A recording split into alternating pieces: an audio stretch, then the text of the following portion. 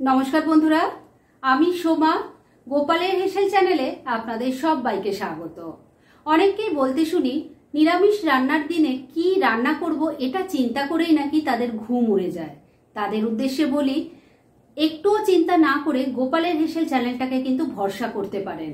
কেননা এই চ্যানেলে প্রত্যেক দিন আমি দুর্দান্ত স্বাদের সব নিরামিষ রেসিপি শেয়ার করি, যার আজকেও কিন্তু অন্যথা হয়নি।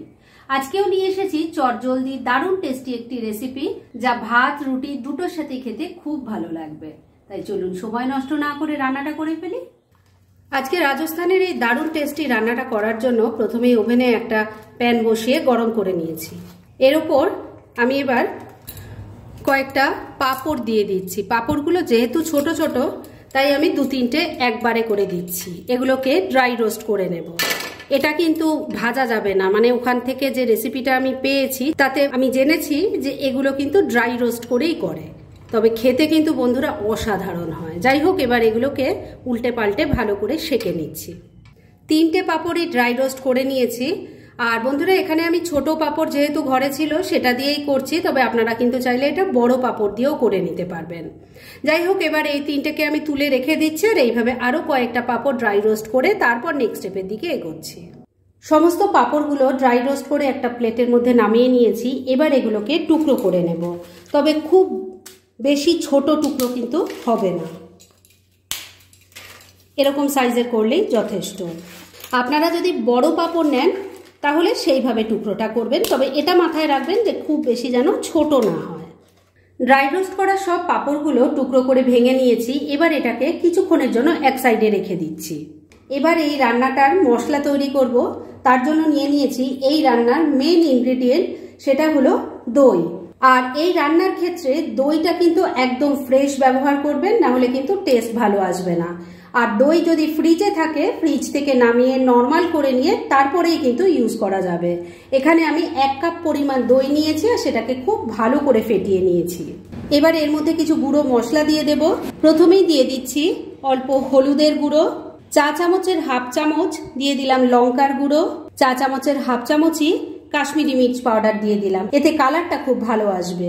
এর সাথেই যাচ্ছে 1 চামচ ধনের গুঁড়ো, দিয়ে দিচ্ছি সামান্য একটু গরম মশলার গুঁড়ো। এই রান্নায় কিন্তু গরম মশলার পরিমাণটা, মানে গরম মশলার গুঁড়োর পরিমাণটা খুব কমই পড়ে।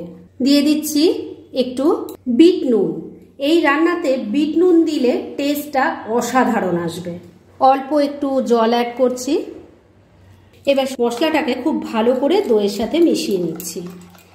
দইয়ের সাথে মশলাগুলো খুব ভালো করে মিশিয়ে নিয়েছি। রান্নার জন্য মশলা কিন্তু এবার একদম রেডি হয়ে গেছে। তাহলে চলুন এবার মূল রান্নাটা শুরু করে ফেলি।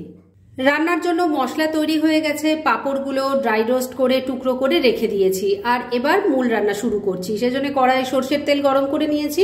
এই রান্নাটা কিন্তু সর্ষের তেলেই বেশি টেস্টি হয়। এতে প্রথমেই দিয়ে দিচ্ছি অল্প একটু গোটা জিরে, অল্প কালো সর্ষে দিয়ে দিলাম, দিয়ে দিচ্ছি অল্প একটু মৌরি, সামান্য একটু হিং দিয়ে দিলাম। এর সাথেই যাচ্ছে 2টো শুকনো লঙ্কা আর একটা তেজপাতা। এবার ফোড়নটাকে একটু ভাজা ভাজা করে নিচ্ছি। ফোড়নটা ভাজা ভাজা হয়ে গেছে, এর থেকে এখন খুব সুন্দর একটা গন্ধ বেরোচ্ছে। এবার এর মধ্যে দিয়ে দিচ্ছি চপ করা কাঁচা লঙ্কা। এখানে আমি 3টে চপ করা কাঁচা লঙ্কা দিয়েছি, আপনারা নিজেদের টেস্ট অনুযায়ী ঝালটা দেবেন। দিয়ে দিচ্ছি 1 চামচ গ্রেট করা আদা।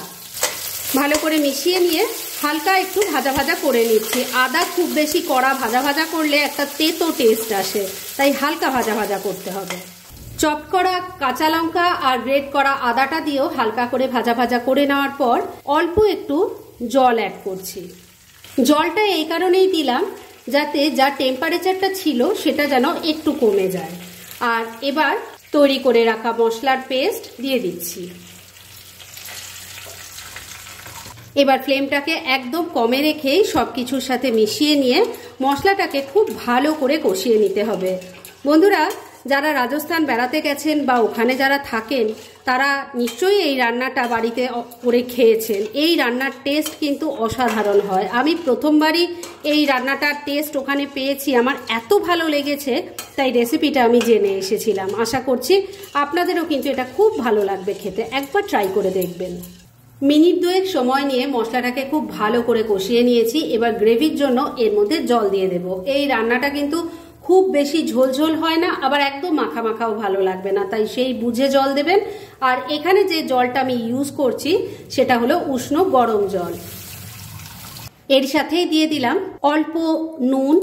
মনে রাখবেন পাঁপড়েও কিন্তু নুন থাকে, আর মশলাটা যখন তৈরি করেছিলাম সেখানেও কিন্তু বিট নুন দিয়েছিলাম, তাই সেই বুঝে নুনটা দেবেন। এর সাথেই এখানে দিয়ে দিচ্ছি একটু ড্রাই রোস্ট করা কাসুরি মেথি। সবকিছু ভালো করে একবার মিশিয়ে নিচ্ছি। সবকিছু খুব ভালো করে মিশিয়ে নিয়েছি। এবার ফ্লেমটাকে লো আর মিডিয়ামের মাঝামাঝি রেখেছি। এই ফ্লেমে 2-3 মিনিট রান্না করে নিচ্ছি। মিনিট 2 রান্নাটা করে নিয়েছি। এবার টুকরো করে রাখা পাঁপড়গুলো দিয়ে দিলাম। পাঁপড় দিয়ে কিন্তু বন্ধুরা খুব বেশি সময় রান্না করা যাবে না, কেননা তাহলে গ্রেভিটা একদম শুকনো হয়ে যাবে আর পাঁপড়গুলো একদম নরম হয়ে যাবে, যেটা দেখতে বা খেতে কোনোটাই ভালো লাগবে না। তাই টুকরো করা পাঁপড়গুলো দেওয়ার পর মিনিট খানেক রান্না করলেই কিন্তু যথেষ্ট। আর শেষ পর্যায়ে এর মধ্যে একটু ধনেপাতা কুচি পড়বে, যেটা এখন আমার ঘরে নেই। আপনাদের কাছে যদি থাকে অবশ্যই একটু ধনেপাতা কুচি দিয়ে নেবেন। রান্না একদম রেডি, গ্যাস বন্ধ করে দিলাম। আর এটাকে কিন্তু এখন আর ঢেকে রাখা যাবে না, তাই ডাইরেক্ট সার্ভ করে আপনাদের দেখাচ্ছি। ফ্রেন্ডস, আমার আজকের এই রাজস্থানের চটজলদি এবং দুর্দান্ত স্বাদের রেসিপিটা একদম রেডি হয়ে গেছে, এবং এটা খেতে যে কি ভালো হয় সেটা একবার ট্রাই না করলে কিন্তু আপনারা বুঝতেই পারবেন না। এটা ভাত বা রুটি সব কিছুর সাথেই পরিবেশন করা যায়, তাই দেরি না করে পারলে এটা আজই একবার ট্রাই করে ফেলুন, আর তারপর কেমন লাগলো সেটা প্লিজ কমেন্ট করে জানাবেন। এরকম ধরনের অনেক ভালো ভালো নিরামিষ রান্নার রেসিপি আপনারা গোপালের হেসেল সার্চ করলেই পেয়ে যাবেন, যার মধ্যে থেকে কিছু কিছু আমি সাজেস্টেড বক্সেও দিয়ে দেব, সেখান থেকেও আপনারা দেখে নিতে পারেন। তাই গোপালের হেসেল অবশ্যই ভিজিট করুন। আর আপনারা কেমন ধরনের রেসিপি চাইছেন সেটাও কিন্তু আমাকে জানাতে পারেন। আমি চেষ্টা করব সেসব রেসিপিগুলো আপনাদের সাথে শেয়ার করার। আর আমার আজকের এই রেসিপি যদি আপনাদের ভালো লাগে আর ইউজফুল বলে মনে হয়, তাহলে যারা এখনও আমার চ্যানেলটাকে সাবস্ক্রাইব করেননি তারা প্লিজ সাবস্ক্রাইব করুন। তাহলে আজকের মতো এখানেই শেষ করছি। পরদিন আবার এরকমই কোনো ভালো রেসিপি নিয়ে চলে আসব। আপনারা সবাই খুব ভালো থাকুন, সুস্থ থাকুন।